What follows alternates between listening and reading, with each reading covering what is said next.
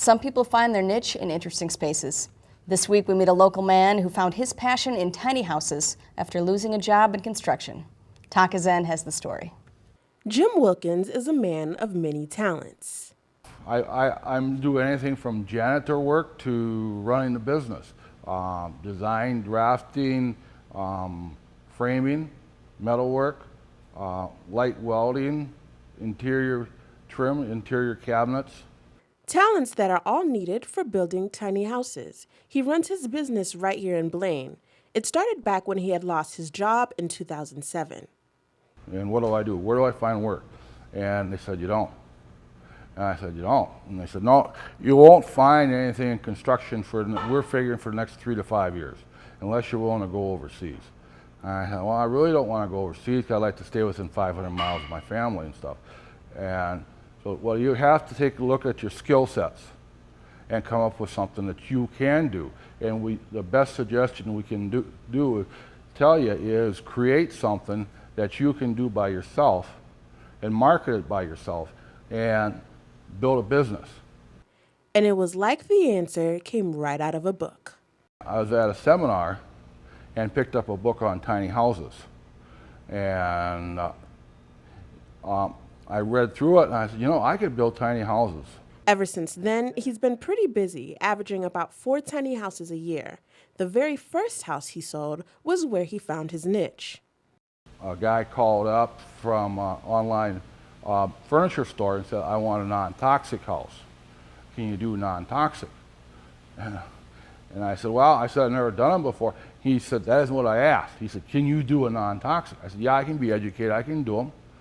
And just the different specifications is all it is. And so that's how I got started with the first house. And that's also how I got started in my niche that I have of building non-toxic tiny houses. Jim is the only person in the country who builds non-toxic tiny houses. They make up for about 70% of his sales. Since he started in the business, there's been quite a bit more competition. When I first started, there was 12 builders nationwide that were doing tiny houses. Now there are over 200 builders. But the competition hasn't taken away from Jim's edge. He's been featured on HGTV twice.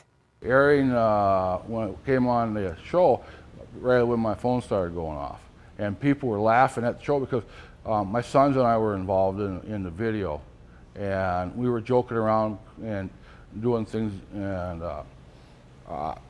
bringing some action besides the build to it. And people were laughing at us. So let's say you wanted to buy a tiny house. How much would it cost you? Any place from $30,000 to $150,000 and on up.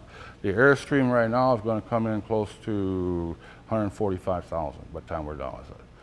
And with that price point, millennials have been his most popular consumer. Millennials are really getting involved in wanting tiny houses because they don't want a mortgage. They don't want a 30-year mortgage on a house.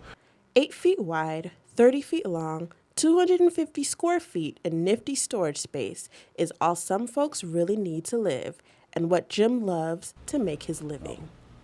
This is my passion, building tiny houses. For North Metro TV, Taka Zen reporting. Interesting fact, Jim says that about 70% of people who buy tiny houses from him are women. If you're interested in checking out some of the houses, including the Ravenclaw house that was featured on HGTV, visit our website at northmetrotv.com.